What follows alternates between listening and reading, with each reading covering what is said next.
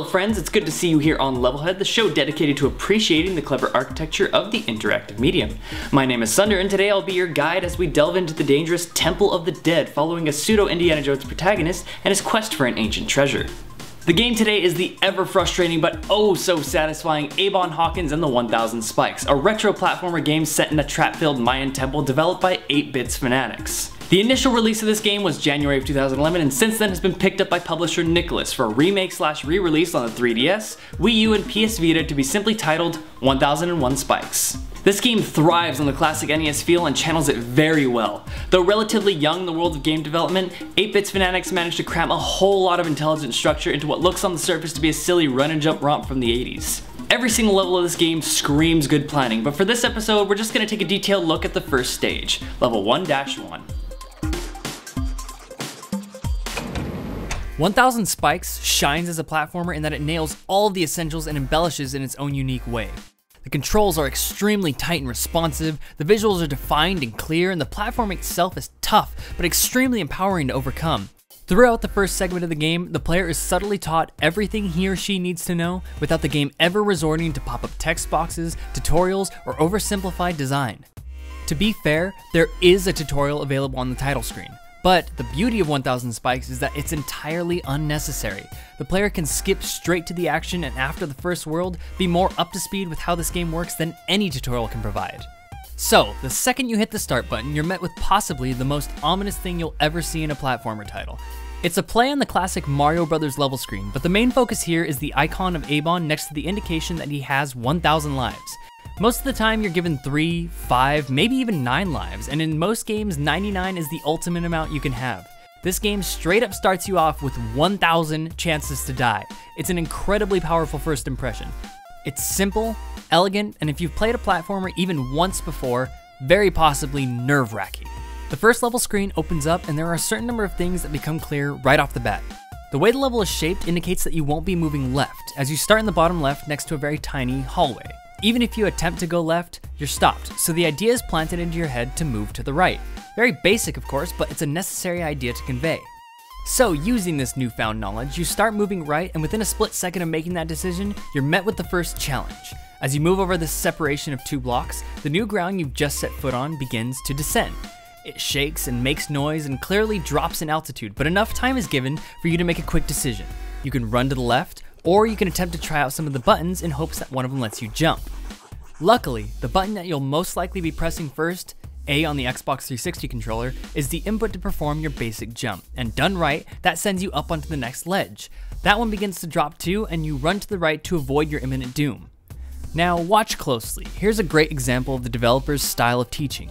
Upon hitting this ledge, you instinctively pause to celebrate your minor victory, but unfortunately for you, the ornate square block beneath Aban makes a resounding click, and a blood-covered set of spikes extends from seemingly nowhere to slay you. To recap, you learned that the ground beneath your feet could betray you, so you jump to safety, only to have that idea very clearly reinforced. The ground beneath your feet will betray you. The devs are almost directly telling you, remember this. After this death, you're shown this screen, which doesn't beat around the bush about it. You are dead. Complete with a catchy but ominous sound, it's obvious you'll be seeing this a lot. Because of this, the screen is designed to be skippable and doesn't linger for too long, allowing for you to respawn and head right back into the action. Now that you have the position of these spikes in mind, you make your pilgrimage up to the ledge, but you run to the right of the spikes before stopping, and this is where you're met with another great teaching tool. Firstly, if you'll notice, everything in this game is confined to a very visible grid. Aban takes up an amount of space equal to 1 space tall by 1 space wide. The square-edged block is also 1 by 1, and the spikes that come out of it are also 1 by 1. Shapes and structures are crafted from these blocks, almost like sized up pixels, making visual measurement extremely easy and finite. Your jump that you discovered on your own a little while ago? After just a moment of experimenting, you could see it only carries you upward 1 single space. But this distance right here is 2 spaces. So realizing you've only really tried one button, it gives you the opportunity to try something else out. With a little experimentation, you find that the Y button gives you a much higher jump. Upon reaching this next platform with your jump, you're shown the first interactive element of the game, the pushable block. The very light gray instantly stands out next to the darkness of the floor and the ceiling here, conveying the idea that it isn't attached to anything. The block is pushed nicely into this little gap and you feel confident with your new jump and head on up, only to be blindsided by yet another tricky trap. Looking back on it, this carved face is extremely suspicious, and you make a note to look out for those in the future. So you can't jump right up to that platform with the dart shooting face. You have to find a way to skip it entirely. Using some clever planning, the block can be used as a springboard to jump right past it onto the top level of this area. Unfortunately, the way is barred by an enormous purple scorpion. This is a new challenge. You have a combination of spikes and low ceiling above you, so it seems like jumping over this threat isn't an option. Perhaps we can run through it? Definitely not. Well, let's see. There's still a few buttons left, so naturally you give it a shot and BAM! Look at that! Aban throws knives. Both the X and the B button allow you to throw deadly projectiles to take down enemies.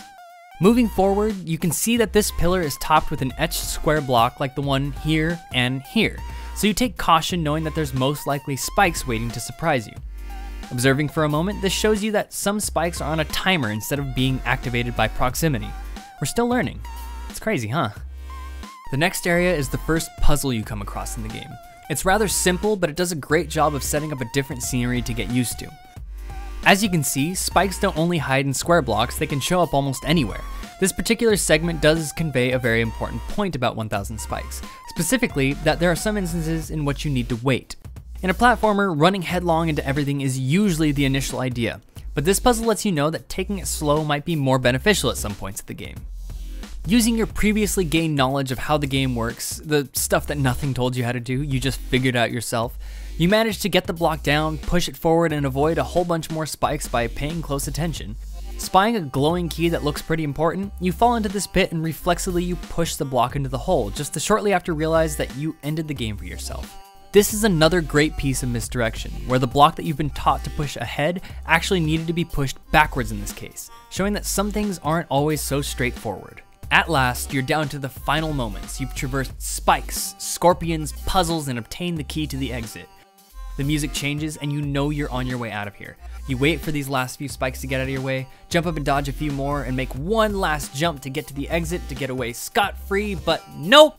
Remember this guy? You have to be a little more observant than that if you want to make it through this game. The message right here is clear and true. The temple doesn't let up on you for a second. It'll keep you on the edge of your seat down to the very, very end of each level. And so you dodge the darts and you make it through the door, and Aban gives you a reassuring thumbs up to let you know that you're on the right path. You did it. You won. You're on the way to beating this game. Only so many more levels to get through. Aban Hawkins and the 1000 Spikes is a beautifully crafted platformer that teaches you how the game works and prepares you for how to learn the more advanced bits, all in the very first level. It's easy to see that a lot of thought was put into the placement of every last trap. The temple you delve into is full of misdirection and trickery, but it's all placed there with purpose to condition you for the even more difficult levels that follow. It's a great example of a game that really respects the player as somebody that can learn and think on their own. I had a ton of fun with 1000 Spikes the first time I played it, and I still do every time I sit down and turn it on. It's easy enough to get into, but quickly becomes challenging enough to be a satisfying platformer. Indeed, it gets so difficult that I haven't even managed to beat level 3-3, but I never felt too put off from the challenge to give up on trying again. I definitely urge anybody with an Xbox 360 to go pick up this game for the appalling price of $1 on the Xbox Live in the arcade. If you don't have one, as I mentioned before, the expanded version, 1001 Spikes, is coming soon to PSN, to 3DS, and to Wii U, and you can be sure I'll be picking myself up a copy as soon as possible. Thanks for watching.